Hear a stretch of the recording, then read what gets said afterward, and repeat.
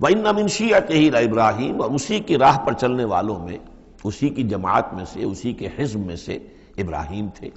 یعنی یہ کہ جو نسل چلی ہے آگے تو حضرت ابراہیم بھی جو اٹھے ان کی حضرت سام کی اولاد میں سے. حضرت سام کی اولاد میں قوم عاد بھی ہے، اسی میں پھر قوم سمود بھی ہے، اور بھی اقوام ہیں سیمیٹک ریسز جتنی بھی ہیں. لیکن یہ کہ شہر ار میں جو موجودہ جو عراق ہے اس کے بہت جنوبی علاقے کے اندر یہ شہر تھا جس کے اب کھنڈرات برآمد ہوئے ہیں، وہاں حضرت نوح علیہ السلام، حضرت ابراہیم علیہ السلام کی پیدائش ہوئی، اور وہ حضرت ابراہیم حضرت نوح ہی کے طریقے پر توحید پر چل رہے ہیں. اس جا ربہ بقلب سلیم، جبکہ وہ اپنے رب کی طرف متوجہ ہوا قلب سلیم کے ساتھ. اب یہاں وہ حکمت سمجھ لیجئے کہ میں نے جو بارہ عرض کیا ہے کہ ایک فطرت سلیمہ اور ایک عقل سلیم، یہ دو چیزیں ہیں. اور فطرت کا تعلق چونکہ روح سے ہے اور روح کا مسکن قلب ہے، تو آپ اسے فطرت سلیمہ کہیں یا اسے قلب سلیم کہیں، وہ ایک ہی بات ہے. قلب سلیم اپنی اصل حقیقت پر، اصل جو حیات اس کی ہے اس پر باقی ہو، پرورٹڈ نہ ہوئی ہو اس کی فطرت، اس پر پردے نہ پڑ گئے ہوں، اس کے خد و خال جو ہیں وہ اپنی اصل سلامتی کے ساتھ باقی ہوں. اور پھر اس کو کہتے ہیں صوفیہ سیر الی اللہ، اس جا ربہ بقلب سلیم. جو قلب سلیم ہے وہ اللہ کی طرف آگے بڑھتا ہے، اور عقل سلیم کی روشنی میں وہ پھر پہنچتا ہے توحید تک، اور توحید کے بعد معاد تک. جیسا کہ میں نے کئی مرتبہ عرض کیا کہ سورہ فاتحہ در حقیقت اسی مقام پر کھڑی ہے کہ ایک انسان کے جو قلب سلیم اور عقل سلیم کی رہنمائی میں توحید اور معاد تک پہنچ گیا ہے، اور اب وہ یہ بھی جان گیا ہے کہ اصل طریقہ زندگی گزارنے کا یہی ہے کہ اللہ کی بندگی کی جائے، اس ایک خدا کی بندگی کی جائے. اب وہ سوال کرتا ہے میں بندگی کیسے کروں؟ جیسے میں نے آپ کو بتایا مکے میں ایسے لوگ موجود تھے. حضرت سعید ابن زید جو ہیں کہ جو بہنوئی تھے حضرت عمر بن الخطاب کے رضی اللہ تعالیٰ عنہ کے جو والد تھے زید، وہ موحد تھے، اور کعبے کے پردے پکڑ پکڑ کر دعا کیا کرتے تھے کہ اللہ میں صرف تجھے پوجنا چاہتا ہوں، تیری بندگی کرنا چاہتا ہوں، لیکن نہیں جانتا کیسے کروں. ظاہر بات ہے اس لیے اہدنا الصراط المستقیم، یہ ہے اصل میں سورہ فاتحہ کا جو نظم ہے کہ وہاں تک تو پہنچ گئے الحمدللہ رب العالمین الرحمن الرحیم مالک یوم الدین ایاک نعبد، یہاں تک تو انسان پہنچ گیا. لیکن اب بندگی کیسے کریں؟ ایاک نستعین اہدنا الصراط المستقیم، اس بندگی کے لیے تیری مدد چاہیے، توفیق بھی تیری ہو اور ہدایت بھی تیری جانب سے ہو. دو چیزیں ہمیں ملیں گی تو ہم تیری بندگی کا حق ادا کر سکیں گے. اذ جاء ربہ بقلب سلیم اذ قال لأبیہ وقومہ ماذا تعبدون، یاد کرو جب کہ انہوں نے کہا اپنی قوم سے اور اپنے والد سے یہ کن چیزوں کو آپ پوجتے ہیں؟ ائفکا آلہۃ دون اللہ تریدون، کیا اللہ کے سوا یہ آپ کے من گھڑت قسم کے افک ہے، یہ تو گھڑی ہوئی چیزیں ہیں جن کو کہ اللہ کے خلاف اللہ کے سوا آپ نے گھڑ لیا ہے، آپ ان کو چاہتے ہیں، وہ محبوب اور مطلوب ہو گئے. تریدون، اب دیکھیے یہ وہی ہے ضعف الطالب مطلوب، تم کس کا تم طالب ہو، کس مطلوب کون سا تمہارا، یہ تمہارے مطلوب ہے. ائفکا آلہۃ دون اللہ تریدون فما ظنکم برب العالمین، تو تمہارا کیا گمان ہے اس ہستی کے بارے میں جو تمام جہانوں کی مالک ہے اور پروردگار ہے. فنظر نظرۃ فی النجوم، پھر انہوں نے ذرا ایک نگاہ ڈالی ستاروں میں، گویا کہ یہ تاثر دیا کہ یہ ستارہ شناسی کے ذریعے سے کچھ معلوم کرنا چاہ رہے ہیں. اور پھر کہا فقال انی سقیم، میں تو بیمار ہوں یا بیمار ہونے والا ہوں، میری طبیعت کچھ ٹھیک نہیں ہے، یا یہ کہ مجھے اندیشہ ہے کہ مجھے کوئی بیماری آنے والی ہے. اصل میں وہی جیسا کہ میں پہلے عرض کر چکا ہوں، یہ مضمون آ چکا ہے 2 مرتبہ پہلے قرآن میں کہ بت پرستی بھی تھی وہاں اور ستارہ پرستی بھی تھی، اور کوئی ایسا ان کا سالانہ کوئی ستارہ پرستی کا جشن تھا جیسے جنم اشٹمی کا میلہ ہوتا ہے ہندوؤں میں، کہ سب کے سب شہر سے باہر نکل کر کسی ستارے کی پرستش کیا کرتے تھے. تو جب وہ دن آیا ان کا تو سب کے سب چلے گئے. حضرت ابراہیم نے کہا میری طبیعت ٹھیک نہیں ہے، میں آپ لوگوں کے ساتھ نہیں جا سکتا، اور پیچھے رک گئے. فنظر نظرۃ فی النجوم، انہوں نے ذرا ستاروں میں نگاہ دوڑائی اور کہا قال انی سقیم، میری طبیعت ٹھیک نہیں ہے، یا میری طبیعت جو ہے خراب ہونے والی ہے. فتولوا عنہ مدبرین، تو وہ اسے چھوڑ کر وہ چلے گئے، پیٹھ موڑ کر چلے گئے، اور جا کر انہوں نے وہ اپنے جو بھی جشن تھا، جو بھی پوجا پاٹ تھی وہ کی. فراغ الی آلہتہم، پھر جا گھسا وہ ان کے معبودوں میں. فقال الا تاکلون، اب وہاں ظاہر بات ہے حلوہ مانڈا رکھا ہوگا بتوں کے سامنے، چڑھاوے چڑھے ہوئے ہوں گے، تو حضرت ابراہیم پوچھتے ہیں کیا ہو گیا آپ حضرات کو کھاتے کیوں نہیں، تناول کیوں نہیں فرماتے؟ یہ جو کچھ آپ کے پوجنے والوں نے لا کر نذرانہ رکھا ہوا ہے یہاں پر، الا تاکلون، کھاتے کیوں نہیں کھاتے آپ؟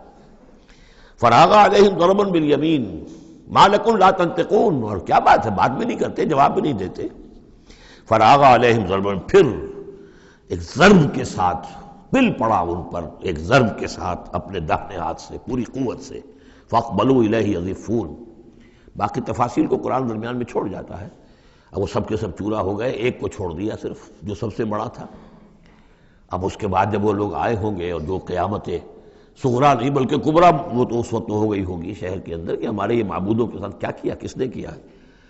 فاقبلوا الیہ یزفون، تو گھبراتے ہوئے دوڑے ہوئے ان کی طرف آئے۔ قال تعبدون ما تنحتون، اب انہوں نے پھر اب ان کے ساتھ مباحثہ کہہ لیجئے، مناظرہ کہہ لیجئے، بغیر کسی خوف کے، اتعبدون ما تنحتون، کیا آپ لوگ پوجتے ہیں ان چیزوں کو جنہیں خود تراشتے ہیں اپنے ہاتھ سے؟ واللہ خلقکم وما تعملون، یہ آیت بھی حکمت قرآنی اور فلسفہ قرآنی کے اعتبار سے بہت اہم ہے، جبکہ اللہ نے تمہیں بھی بنایا ہے اور تمہارا عمل جو ہے اس کا بھی پیدا کرنے والا اللہ ہے۔ اس پر اہل سنت کا یہ عقیدہ ہے کہ انسان کاسب عمل تو ہے، خالق عمل نہیں ہے۔ یعنی میں نے ارادہ کیا کہ میں یہ پیالہ اٹھاؤں، اس ارادہ کرنے کا معاملہ تو میرا ہے، اور اسی کی بنا پر اگر یہ ارادہ نیک ہے تو جزا اور غلط ہے تو سزا، باقی یہ اٹھا سکنا اس کا یہ میرے بس کا روگ نہیں ہے جب تک کہ اذن رب نہ ہو۔ اس لیے کہ نہ معلوم کتنی فورسز آف نیچر ہیں جو اس میں انوالوڈ ہیں، کتنا پریشر ہوا کا اس کے اوپر ہے، پھر یہ کہ میرا اپنا جسمانی نظام جو ہے کہ میرے دماغ کا فیصلہ میرے ہاتھوں تک کنوے کرنے والے جو وہ الیکٹرک وائر ہیں اندر، وہ وائرنگ میں کوئی گڑبڑ ہو جائے کہیں، لیکن یہ ساری چیزیں جو ہوتی ہیں تو اعمال کا خالق اللہ ہے، کاسب انسان ہے۔ واللہ خلقکم وما تعملون، یہاں خاص طور پر یہ اس لیے کہا جا رہا ہے کہ تم نے تراشے ہیں نا یہ، تو تم جو کچھ کرتے ہو اپنے ہاتھوں سے، تمہارے جو اعمال ہوتے ہیں ان کا خالق بھی اللہ ہے۔ قالوا ابنوا له بنيانا فالقوه في الجحيم، انہوں نے کہا اس کے لیے ذرا ایک بڑا الاؤ بناؤ، بڑی عمارت تعمیر کرو اور پھر اس کو ایک جہنم کے اندر جھونک دو، آگ کے اندر ڈال دو۔ فارادوا به كيدا فجعلناهم الاسفلين، تو انہوں نے اس کے ساتھ اس پر ایک داؤ آزمایا تھا لیکن ہم نے انہی کو کر دیا نیچے، یعنی وہ شکست خوردہ۔ یہ میں اس کی وضاحت کر چکا ہوں پہلے کہ داؤ کون سا تھا۔ یہ داؤ یہ تھا کہ انہیں توقع یہ تھی کہ اب جب بہرحال الاؤ بن رہا ہے، اس میں آگ دکھائی جا رہی ہے، تو حضرت ابراہیم کے علم میں آ رہا ہے یا ہو سکتا ہے دیکھ بھی رہے ہوں، تو انہیں توقع یہ تھی کہ یہ سارا نشہ ان کا ہرن ہو جائے گا جب یہ دیکھیں گے آگ کو، اور جب گرانے لگیں گے انہیں تو فوراً تائب ہو کر اور ہماری جو بھی ہمارے عقائد ہیں ان میں واپس آ جائیں گے۔ اس لیے کہ یہ آسان کام نہیں ہے، یہ ان کی چال تھی کہ یہ آ کر ان کے 14 طبق روشن ہو جائیں گے جب آگ کے کنارے پہ لا کے ان کو کھڑا کیا جائے گا، لیکن وہ تو بے خطر کود پڑا آتش نمرود میں، عشق عقل ہے محو تماشائے لوے بام ابھی۔ تو حضرت ابراہیم علیہ السلام نے جب یہ کچھ کیا اور پھر اللہ نے گل و گلزار بنا دیا اس آگ کو، تو وہ لوگ جو ہے نہایت ناکام اور خائب و خاسر ہوئے۔ وقال انی ذاہب الی ربی سیہدین، اور اب حضرت ابراہیم نے فرمایا کہ میں اپنے رب کی طرف جاتا ہوں، وہ مجھے ہدایت دے گا، یعنی راستہ بتائے گا، یعنی اب ہجرت کر رہے ہیں، یہ قانون ہے۔ جب کسی نبی اور رسول کے قتل پر آمادہ ہو، ظاہر بات ہے کہ آمادگی سے کیا آگے بڑھ کر انہوں تو آمادگی سے بھی آگے نکل گئے، اپنی طرف سے تو ڈال ہی دیا نا آگ میں، اللہ نے بچا لیا اور بات ہے۔ جیسے کہ یہودیوں نے حضرت مسیح کو تو اپنے طور پر تو سولی پر چڑھا دیا، اللہ نے جو کیا وہ علیحدہ بات ہے، اللہ نے معجزے کے طور پر ان کو آسمان پر اٹھا لیا۔ قال انی ذاہب الی ربی سیہدین، میں تو اب اپنے رب کی طرف ہجرت کروں گا اور وہ مجھے راستہ بتائے گا، میں جاؤں کہاں۔ رب حب لی من الصالحین، بہت لمبا راستہ انہیں لینا پڑا ہے، اس لیے کہ یہ عراق اور شام اور فلسطین کے درمیان بہت بڑا صحرا ہے درمیان میں، یہ زیادہ تر جو شرق اردن کا پورا علاقہ بہت زبردست صحرا ہے، یہ تو ادھر سے کوئی جا ہی نہیں سکتا تھا، وہ تو وہی جو دریا کے ساتھ ساتھ جو ہے فرات کے ساتھ ساتھ ہوتے ہوئے اوپر گئے ہیں، ہاران کا علاقہ ہوتا تھا، شمالی شام کا علاقہ، پھر وہاں سے پھر نیچے اترے ہیں اور فلسطین کے علاقے میں پہنچے، بہت لمبا سفر کرنا پڑا۔ وقال انی ذاہب الی ربی سیہدین رب حب لی من الصالحین، اور اب دل سے ایک دعا نکلی، پروردگار مجھے عطا فرما کوئی نیک بیٹا، صالح بیٹا، حب لی مجھے دے، بخش دے۔ فبشرناہ بغلام حلیم، تو ہم نے اسے ایک ایسے بیٹے کی بشارت دی جو حلیم ہے، اس لفظ حلیم کے بارے میں ایک بات بہت نوٹ کر لیجئے، یہ قرآن مجید میں صرف اللہ کے لیے آیا ہے یا صرف دو اشخاص کے لیے، حضرت ابراہیم کے لیے اور حضرت اسماعیل کے لیے؟ تیسری کسی جگہ پر کسی شخصیت کے لیے حلیم کا لفظ نہیں آیا۔ کل 3 مرتبہ آیا ہے غیر اللہ کہہ لیجیے، یعنی باقی تو اللہ کے لیے حلیم تو وہ تو ہے ہی ہے، بار بار آ رہا ہے، بار بار آ رہا ہے، لیکن اللہ کی یہ شان وہ ہے کہ جو گویا کہ زیادہ عام نہیں ہے لوگوں کے اندر، ورنہ یہ کہ کچھ نہ کچھ عکس ہر چیز کا اللہ کی صفات کا لوگوں میں ہے، لیکن حلم جس کو کہتے ہیں، حضرت ابراہیم کے لیے 2 مرتبہ اور حضرت اسماعیل کے لیے غلام حلیم۔ اس کے مقابلے میں حضرت اسحاق کے لیے لفظ آتا ہے غلام علیم۔ علیم اور حلیم اس کو اچھی طرح نوٹ کر لیجیے، ایک میں علم زیادہ اور انہی سے پھر آگے جو ہے نبوت کا سلسلہ چلا ہے، اور ایک میں حلم زیادہ، وہ حضرت اسماعیل ہے۔ فلما بلغ معه السعي قال يا بني اني ارى في المنام اني اصبحك فانظر ماذا ترى۔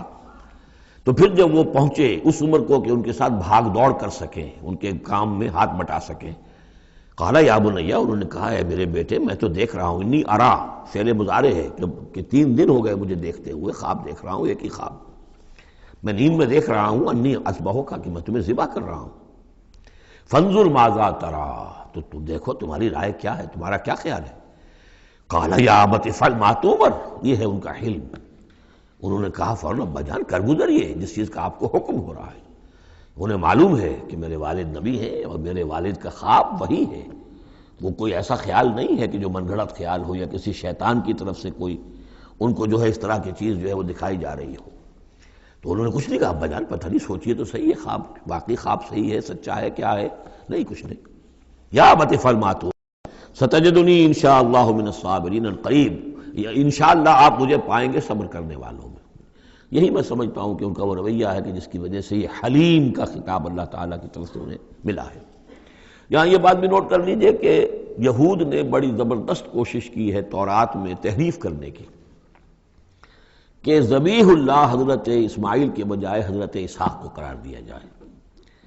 جگہوں کے نام بدل دیے ہیں، فلسطین میں بھی ایک علاقہ، ایک جگہ کا نام مریا رکھ دیا ہے، مروا، جیسے مروا کے اوپر قربان گاہ تھی وہ مریا وہاں بنا دیا ہے، وہاں بھی ایک بکہ بنا دیا، وادی بکا، وادی بکا وہ بکہ اس لیے کہ مکہ جو ہے وہ وادی مکہ تھی، جس میں کہ یہ اللہ تعالیٰ نے حضرت ابراہیم کو وہ جگہ بتائی کہ یہ ہے بیت اللہ کا مقام۔ اور یہ کہ عجیب بات یہ ہے کہ بعض ہمارے مفسرین بھی ان کے اس پروپیگنڈے سے متاثر ہو گئے ہیں، اور یہ کہ ذبیح اللہ جو ہے وہ حضرت اسماعیل نہیں بلکہ حضرت اسحاق ہیں۔ غالباً اگر میرا حافظہ ٹھوکر نہیں کھا رہا تو تبری اس مغالطے میں مبتلا ہو گئے، بہت بڑے مفسر ہیں۔ تو اس پر جو کتاب لکھی مولانا حمید الدین فراہی نے عربی زبان میں، وہ بہت مارکے کی کتاب تھی،